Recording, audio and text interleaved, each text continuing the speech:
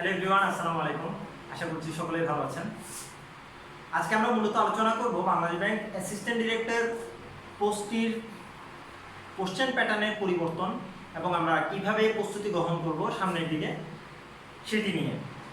আপনারা এখন রয়েছেন 2022 সালের কথা বলছি, যারা 2022 সালে চলমান অ্যাসিস্ট্যান্ট ডিরেক্টর পোস্টের জন্য অ্যাপ্লাই করেছেন। আনুমানিক আমি ধরে নিই এখন আগস্টের 16 তারিখ আজকে, তো ডিসেম্বরকে টার্গেট করে আমি একটা গাইডলাইন আপনাদেরকে দিয়ে দিব। আশা করছি এই গাইডলাইন দিয়ে আপনাদের কিছু না কিছু উপকার হবে। তার আগে একটু বলে রাখি, আমরা বর্তমান যেই সার্কুলারটা নিয়ে কাজ করছি বা এখন আমরা যারা পরীক্ষার্থী, যারা আমরা সামনে পরীক্ষা দিব, অ্যাসিস্ট্যান্ট ডিরেক্টর পোস্টের জন্য পরীক্ষা দিব, ধরে রাখি ডিসেম্বরের আগে তাদের পরীক্ষাটি হচ্ছে না। সো আমি সেপ্টেম্বর, অক্টোবর, নভেম্বর, ডিসেম্বর 4 মাস নিজেকে সময় পাচ্ছি যে ডিসেম্বর পর্যন্ত আমরা একটা পরীক্ষা হয়তো ধরে নিব, আনুমানিক একটা টার্গেট করলাম এবং সেটা আগামী বছরের 2023 সালের মার্চে চলে যেতে পারে।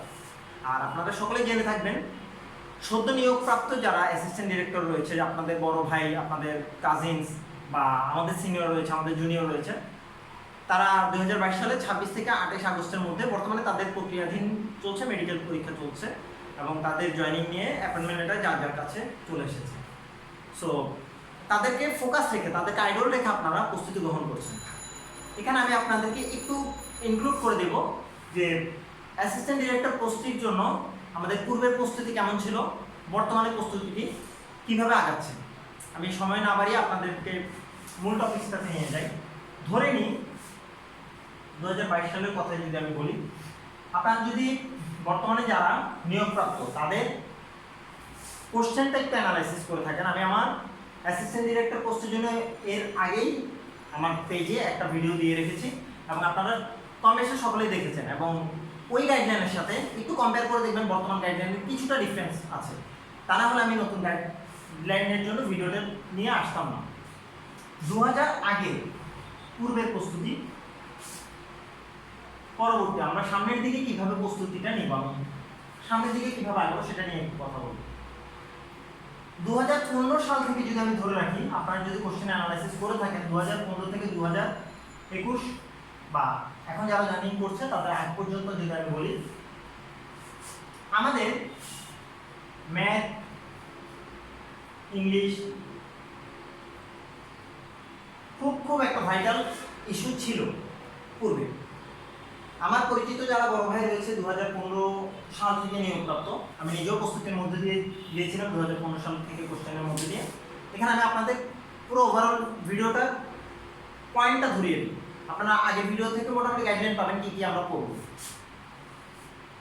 আমরা ম্যাক্সিমাম স্টুডেন্টরা বলে থাকি বিসিএস জবের প্রিপারেশন একটা প্যাটার্ন, ব্যাংক জবের প্রিপারেশন একটা প্যাটার্ন, এভাবে করে আমরা জিনিসগুলোকে সেগ্রিগেট করে থাকি। আমরা কোচিং বলি বা স্টুডেন্টরা বলে, আমরা টিচার এবং স্টুডেন্টরা এভাবে ভাগ করে থাকি। আপনারা যদি রিসেন্ট খুব কোশ্চেনগুলো নিয়ে খুব বেশি অ্যানালাইসিস করেন বা আপনি যদি এখন একজন ক্যান্ডিডেট হয়ে থাকেন, আপনি দেখবেন বিসিএস ব্যাংক জবের কোশ্চেনগুলো ওভারল্যাপ করা হচ্ছে। বিসিএস এর কোশ্চেন ইনক্লুড করা হচ্ছে ব্যাংকে, ব্যাংক জবের কোশ্চেনে ইনক্লুড করা হচ্ছে বিসিএস এ। সো আপনার কোনোভাবেই আপনি বিসিএস ফোকাস থাকলেও ব্যাংকের প্রিপারেশন নেবেন না বা ব্যাংক প্যাটার্নের কোশ্চেন প্রিপারেশন নেবেন, এটা ভুল ধারণা হবে। সিমিলারলি আপনি ব্যাংকের প্রিপারেশন নেবেন, আপনি বিসিএস একেবারেই পড়বেন না, সাধারণ জ্ঞান, মেন্টাল অ্যাবিলিটি এগুলো বাদ দিবেন, এটা আরেকটা ভুল ধারণা হবে। আপনি অ্যাজ এ স্টুডেন্ট আপনি দুটোকে ওভারল্যাপ করে প্রিপারেশন নেবেন, যেটাতে গিয়ে আপনার সাকসেস আসে বা আপনার ডিজায়ার জব আপনি পান, আপনি ওটাতে জয়েন করলেন, সেটা আপনার পরের বিষয়। রিসেন্ট যে এডি নিয়োগ নিয়ে আমি কথা বলছি, এখানে কোশ্চেনগুলোতে দেখবেন খুব একটা ভাইটাল ইস্যু ছিল জেনারেল নলেজ। রিটেন পরীক্ষাতে জিকে থেকে খুব ভালো মার্কস এসেছে, যেখানে আপনার ম্যাথটাকে কমিয়ে জিকের দিকে আপনার কোশ্চেনটাকে কিছুটা নিয়ে গেছে। সো আপনাকে যদি আমি গাইডলাইন দিই যে আপনি বিসিএস প্রিপারেশন বাদ দেন, সেক্ষেত্রে আপনি কিন্তু বাংলাদেশ ব্যাংক এডি পরীক্ষার জন্য আপনি জিকে দিকে একটা মার্কস কম পেয়ে যাচ্ছেন। তো আগের যে প্যাটার্নটা ছিল সেটাতে আমরা করি কি, আমরা ম্যাথ দিয়ে খুব ধুমায় ম্যাথ করি, বা আমি ম্যাথে ভালো অথবা আমি ফোকাস রাইটিংয়ে খুব ভালো, আমি এগুলো দিয়ে কভার আপ করি, র্যাঙ্কিং থেকে আমার একটা না একটা গতি হয়ে যাচ্ছে।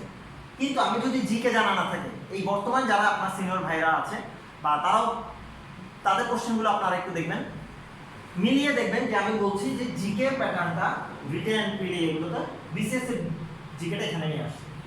সেম ব্যাংক আপনি যদি লাস্ট বিসিএস এর কোশ্চেনটা দেখেন 2022 সালে যেটা হলো, আপনি দেখবেন ম্যাথ মোটামুটি এভারেজ, রিটেন পরীক্ষার কোশ্চেনগুলো যখন আবার একটু দেখবেন ব্যাংকের কিছু ম্যাথ বিসিএস এ ইনক্লুড করা হচ্ছে যেটা আগে করা হতো না। আমি যখন 38 এর রিটেন দিই তখন আমরা জানতাম যে বিসিএস এর আগের কোশ্চেন অ্যানালাইসিস করে আপনার উপপাদ্য একটা আসে এবং এভাবে কিছু প্যাটার্ন করেছিলাম, ওই অনুসারে প্রিপারেশন দিচ্ছি।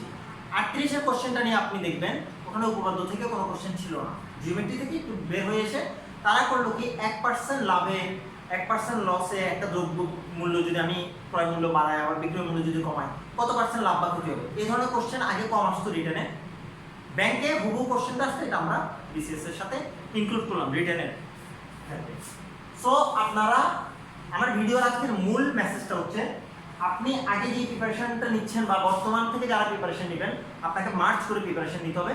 আমি আপনাকে একচেটিয়া ঢালাওভাবে বলবো না যে আপনি অনলি ম্যাথ করেন, আপনি ম্যাথে পড়ু বা আপনি ইংলিশে ফোকাস রাখেন নিয়ে খুবই ভালো লিখেন, বাকিগুলোতে আপনার ল্যাকিংস আছে, আপনি টিকে যাবেন বাংলাদেশ ব্যাংক। এটিতে এই ধরনের না, question pattern day by day change হবে এবং এখন আমি বলছি হয়তো পরবর্তীতে কোশ্চেনের নতুন নতুন কিছু আনবে, এটা স্বাভাবিক, যেহেতু কম্পিটিটিভ এক্সামে আপনাকে ফিল্টার করছে, লাখ লাখ স্টুডেন্ট পরীক্ষা দিচ্ছে, ওগুলো থেকে ফিল্টার করে কিছু পোর্শনকে আমরা জবের দিকে নিয়ে যাচ্ছে বা আমাদেরকে জবের দিকে নিয়ে যাচ্ছে।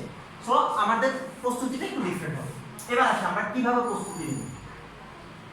প্রস্তুতিটা সেম আমি বারবার বলে আসি, আমরা বেসিক প্রস্তুতি থেকেই আগাবো। এই তিনটা সাবজেক্ট অবশ্যই বেসিক, আপনি বেসিক থেকে আগাবেন। বেসিক কি কি জিনিস কি কি করবো আমি খুব সংক্ষেপে বলে দেবো। এর সাথে এখন আমার অ্যাড হলো জিকে। জিকের জন্য আমি বিসিএস এর বেসিক ফর্মুলাগুলো দেখে নিব। এখানে একবার বেসিক দিলাম, ওখানে লিখলাম না, বই সাজেস্ট করব। ম্যাথ, আপনি বিসিএস এর ম্যাথ দেখেন, বাংলাদেশ ব্যাংক এডির ম্যাথগুলো দেখেন।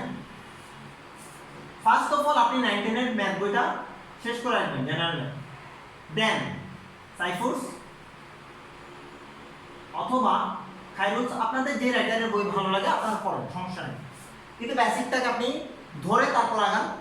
আপনি ইনশাআল্লাহ আগামী 4 থেকে 6 মাসের মতো প্রস্তুতিতে আপনি নিজেই দেখবেন, যখন বিভিন্ন ওয়েবসাইট বা বিভিন্ন ভ্যারাইটিস কোশ্চেনগুলো সলভ করবেন আপনি একটা প্যাটার্নে আপনি লেভেলে চলে গেছেন। কিন্তু আমরা কি করি, আমরা সাইফুস খাইরুলস অথবা বিভিন্ন বই অথবা আগারওয়ালের বইগুলো ধরি, আমার বেসিকটা না ঠিক নাই, যার ফলে দেখছি কি আমি সূচকের ম্যাথ করতে পারছি না, ধারার ম্যাথ করতে পারছি না, পার্সেন্টেজের ম্যাথ করতে পারছি না, চৌবাচ্চার ম্যাথ করতে পারছি না। সো আপনি প্রথমে বেসিকে ফোকাস করবেন এবং বেসিক স্ট্রং একটা স্টুডেন্ট কখনোই ফল করে না। আপনাকে ধরেন আপনি বেসিক খুব ভালো, আপনি 19 হয়তো জিকে পড়েন নাই, এখন আপনার বিরক্ত লাগলো, আপনি জিকে পড়বেন বিসিএসের জন্য, এখানে গিয়ে আপনি একটু নিজেকে ঘষা মাজা করবেন। আদারণ কিন্তু আপনার আমি প্রিভিয়াস ভিডিওগুলোতে যা বলে আসছে, আমার ভিডিওর মেসেজগুলো একটাই থাকে, থিম বেসিকটা আপনি ডেভেলপ করেন, এরপর আপনি আপনার শাখা প্রশাখা বিস্তার করেন। 9-10টা গেল আপনার, এখানে সেম আপনি 9-10 এর বাংলা ব্যাকরণ আমরা যেটা মনি চৌধুরীর বই পড়ে এসেছি এটা পড়বে এবং হায়াত মাহমুদের বই থেকে পারিভাষিক শব্দগুলো দেখে নিব।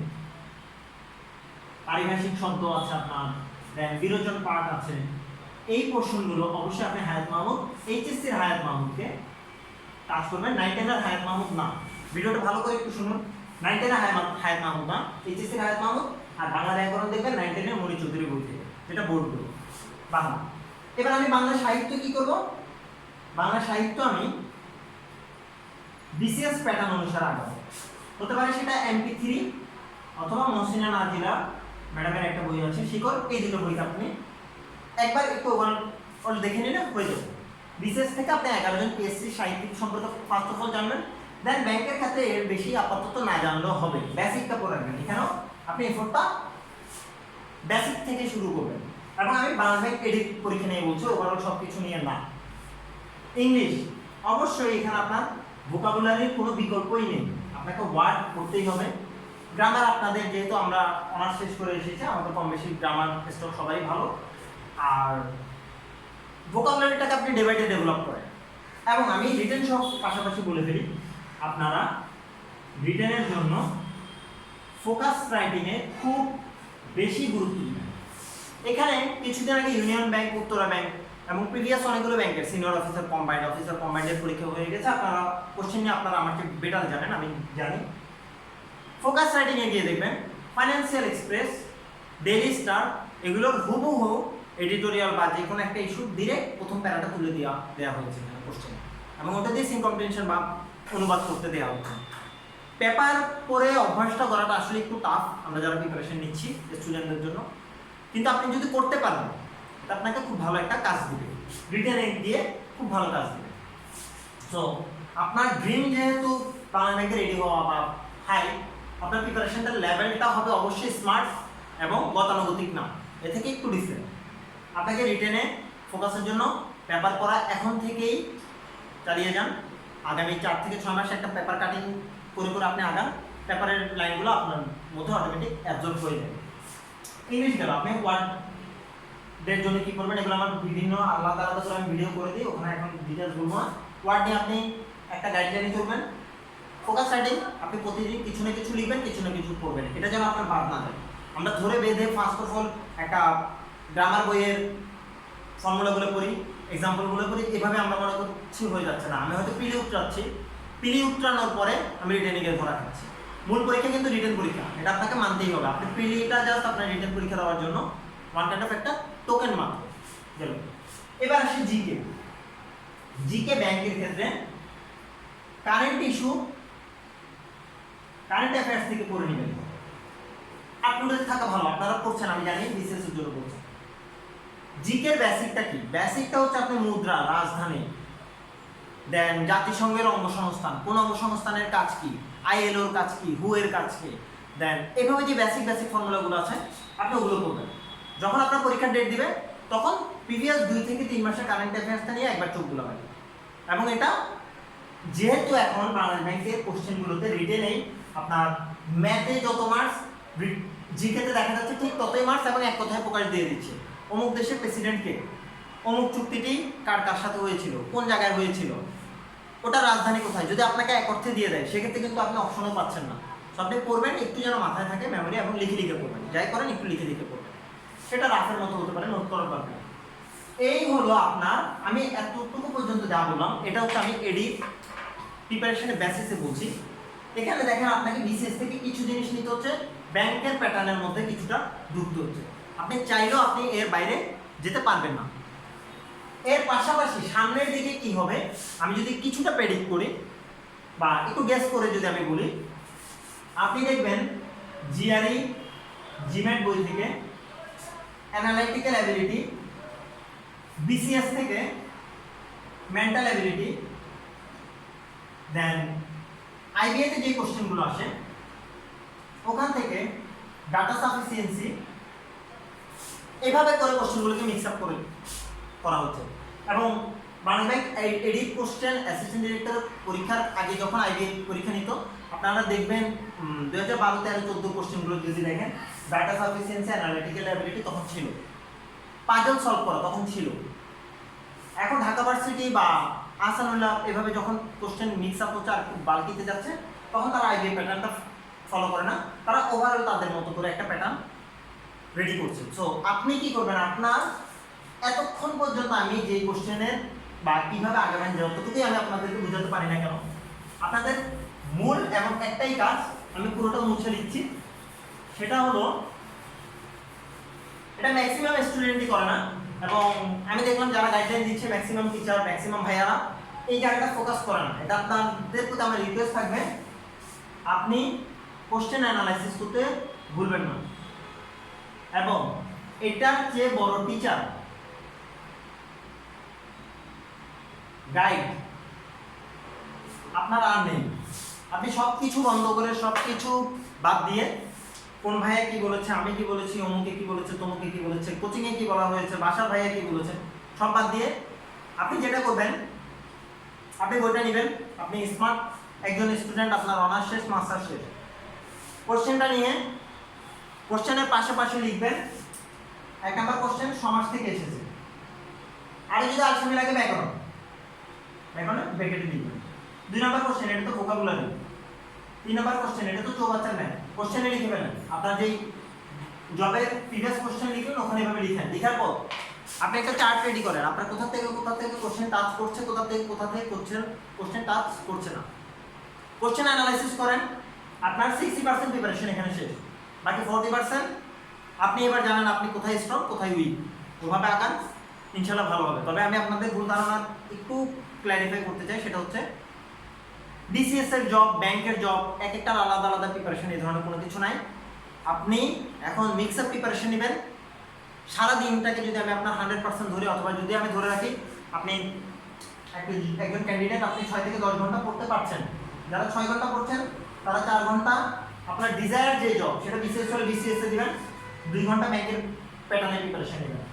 অন দ্য আদার হ্যান্ড আপনি যদি ব্যাংক কেন্দ্রিক থাকেন, আপনি বাংলা ব্যাংক এডি যদি ফোকাস থাকে, 4 ঘন্টা এডি কোশ্চেন নিয়ে অ্যানালিসিস করে ওই অনুসারে আগাবেন, 2 ঘন্টা বিসিএস এর প্যাটার্নের বাংলা জিকেটাতে একটু নিজেকে কোপ আপ করবেন। যারা 10 ঘন্টা পড়ালেখা করতেছেন তাদের ক্ষেত্রে আমার সেম, আপনি 7 ঘন্টা 3 ঘন্টা রেশিও করেন, 8 ঘন্টা 2 ঘন্টা রেশিও করেন,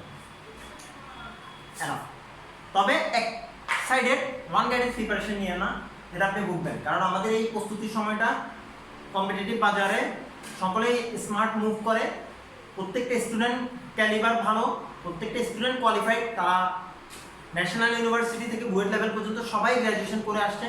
যে আজকে আমরা ন্যাশনালে ভর্তি হলাম, যে আমরা বুয়েটে ভর্তি হলাম, আমাদের মধ্যে এইচএসসি পরে গ্যাপটা অল্প ছিল, ঢুকার পরে বের হয়ে আমরা হয়তো ভার্সিটি সার্টিফিকেট নিচ্ছি।